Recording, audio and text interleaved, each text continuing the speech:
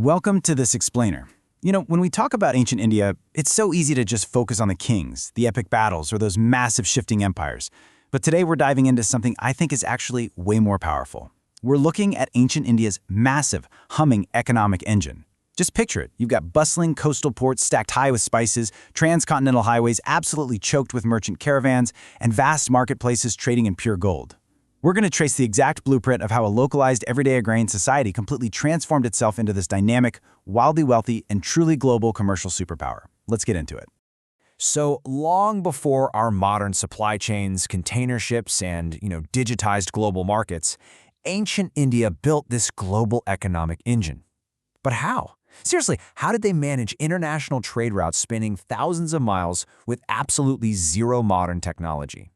How did they build an economy so remarkably robust that massive foreign empires were just desperate to trade with them? Well, that is exactly the mystery we're solving today. We're looking at this immense thousand-year evolution here, and it starts out incredibly simple. Back in the prehistoric period, we're talking about a very basic barter system. It took a few millennia to go from trading a basket of fish for a sack of wheat to actually dealing in pure, highly standardized gold coinage.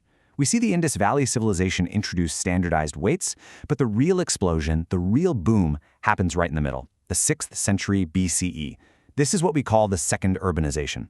From there, the Mauryan Empire comes in and totally centralizes trade, and finally, we hit the Gupta period, which was an era so immensely prosperous, it's literally defined by its beautiful gold currency. Here is our roadmap for today's explainer. Section 1, From Barter to Boom. Section 2, Routes, Roads, and Rivers. Section 3, The Ancient Wall Street. Section 4, The Global Trade Empire. And finally, Section 5, The Enduring Legacy. Section 1, From Barter to Boom, the initial spark. Let's figure out what actually sparked this massive economic revolution. It's a pretty stark contrast. Back in the early Vedic age, you've got a mainly pastoral economy. Trade is super limited, and folks are largely just exchanging goods directly through that barter system we talked about. Try imagining how tough it is to build complex wealth when you're literally having to barter livestock for every single tool or service you need. It's exhausting. But fast forward to the 6th century BCE, and boom, it's a completely different world. We're looking at a full-blown mercantile economy, massive agricultural surpluses, and a standardized currency system that's widely in use. That is just a staggering leap in human organization. So what was the actual catalyst for this huge leap? Well, it all starts with iron. Imagine the visceral reality of this for a second. The introduction of heavy iron plows and axes meant that farmers could suddenly tear through tough roots and clear out dense forests way faster than ever before. It was a total game changer. That sheer physical efficiency led directly to an agricultural surplus.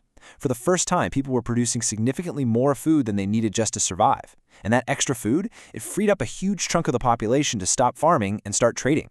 That supports the rise of large cities, creates a very wealthy merchant class, and ultimately forces the invention of physical currency just to handle the sheer volume of transactions.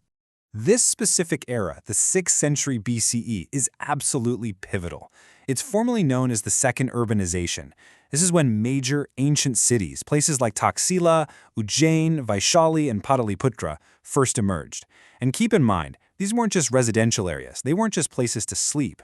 They were ancient industrial zones. You'd have highly specialized manufacturing happening right smack in the city center, like textile weavers dominating one entire quarter, metal workers in another. The whole thing operated as a centralized hub for both administration and high-volume trade. Moving right along to Section 2, Routes, Roads, and Rivers. Moving the goods. Having a bunch of manufactured goods piled up in a city is really only half the battle. How did they actually move them? Think of it exactly like modern logistics. Step 1, you have your inland manufacturing centers, Taxila or Ujjain, churning out textiles, metal objects, pottery, the whole shebang. Step 2, you load those goods onto massive caravans of bullock carts and move them along these incredible transcontinental highways. The famous Uttara Patha in the north stretched for thousands of kilometers across rivers and really perilous terrain, running right alongside the Dakshina Patha down in the south. And finally, Step 3, those caravans arrive at bustling coastal ports, places like Maziris in the south or Broach in Gujarat, totally ready to be shipped out onto the high seas. Section 3, The Ancient Wall Street. Governing the wealth. Now, obviously, moving that much physical wealth across thousands of miles required some seriously sophisticated management. Honestly, you cannot understand the ancient Indian economy without understanding the concept of the Shreni. A Shreni was essentially an association of merchants and craftsmen. But please, don't just picture them as simple local trade unions. No way. They were incredibly powerful, highly organized institutions that functioned almost exactly like ancient Wall Street banks. They regulated all the trade, controlled the pricing, enforced quality standards, and financially, they took in deposits, issued loans, collected interest, and financed massive commercial fleets. They had such stellar reputations that kings and royals would actually deposit their own personal wealth into Shreni banks just for safekeeping. And just like a modern corporate hierarchy, this mercantile society had super specialized roles. At the very top, you've got the Shreshti. This was your ultra-wealthy merchant or banker, the guy funding the operations from the safety and comfort of the city. Then you had the Sarthavaha. Think of the Sarthavaha as the ultimate ancient supply chain manager.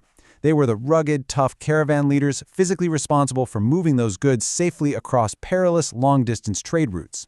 They were the ones actively defending against bandits in crazy weather. And finally, you had the Vanik, which was your everyday local trader, setting up shop and making those crucial localized deals. But here's the big question. How were these Shreshtis and Vaniks actually paying each other across these massive distances? Because bartering a herd of cows for a cartload of iron tools across an entire continent just doesn't scale, right? Well, enter punch-marked coins. These were the very earliest silver coins in India. And, a fun fact, they were called punch-marked because instead of stamping a king's profile on them, they were literally punched with symbols of nature, trees, mountains, animals. By replacing that super cumbersome barter system with an actual fiat currency, they provided the ultimate lubricant for the economy. It allowed the state to seamlessly collect taxes, and it meant merchants could fund really complex, long-distance commercial transactions way more efficiently. On to Section 4, the Global Trade Empire. International links. So with a booming internal manufacturing base, vast highway networks, organized corporate guilds, and a standardized currency, India's economic engine was fully built and ready to go. To understand the true scale of what happened when this massive system finally linked up with the outside world, you just have to follow the money. During the post-Mauryan and Sangam age, India was exporting incredibly high-value, high-demand luxury goods. We're talking pepper, silk, ivory, and precious stones. In return, they were importing wine, glassware, and, get this, massive amounts of solid Roman gold. Actually, the drain of Roman gold into India was so severe that ancient Roman writers, like Pliny the Elder, literally complained about it bitterly in their texts. And hoards of this Roman gold have been discovered in South India, which proves absolutely for sure just how much wealth was pouring directly into the subcontinent. Now, I really want to emphasize that this wasn't some chaotic, unregulated free market Wild West. Consider this quote from Kautilya's Arthashastra, which was written during the Mauryan Empire. Trade was supervised by officials, taxes imposed on goods. The Mauryan state heavily centralized and regulated this booming trade network. The kings maintained those vast road networks, they deployed armed forces to ensure security against bandits, they standardized the weights and measures across the entire empire, and in return for all that incredible infrastructure, they systematically collected road taxes, port taxes, and customs duties from the merchants. It was a very tight ship. And here's a detail you might not expect. There was a deep, deep symbiosis between ancient trade and religion. Wealthy merchants frequently and generously funded Buddhist and Jain monasteries. But why? Well, because religions like Buddhism and Jainism largely opposed expensive, localized rituals, and instead they highly encouraged nonviolence and ethical, wide-reaching trade.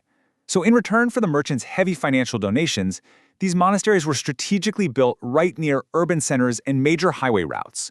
They essentially served as highly secure rest stops, safe houses, and vital commercial meeting points for all those caravans traveling across the country. It's brilliant when you think about it. Section 5. The Enduring Legacy. End of an Era. Now, history is always moving, right? So what exactly caused this specific, magnificent global network to end? Well, the decline was essentially a domino effect. First, you had political instability and a series of foreign invasions that disrupted internal commerce. Suddenly, those long overland routes just weren't safe for the caravans anymore. Second, and perhaps the absolute biggest blow, was the gradual fall of the Roman Empire. That meant the sudden collapse of India's biggest, most lucrative customer. Without that constant, heavy influx of Roman gold pouring into the ports, the heavily trade-reliant urban centers began to weaken. They started to depopulate as the whole region shifted into the early medieval period. But listen, while that specific era ended, its impacts were completely permanent. It created massive ripple effects that absolutely shaped the modern world. This era didn't just generate temporary economic prosperity for a handful of kings. No, it permanently established a monetary economy and the whole organizational blueprint of that Shreni guild system. Even more profoundly, through these maritime and overland commercial routes, Indian religion, art, and culture spread permanently throughout Southeast Asia. The echoes of this global cultural exchange, they are still deeply foundational in the architecture and societies of those regions today. Which brings us right to the end of our explainer. And I want to leave you with this provocative question to chew on. How much of today's global trade DNA is still running on the invisible routes built by these ancient mercantile empires? When you look at modern global logistics networks, standardized fiat currencies, and international corporate banking, just remember, the blueprints for that incredibly complex machinery were drafted thousands of years ago. Thank you so much for joining.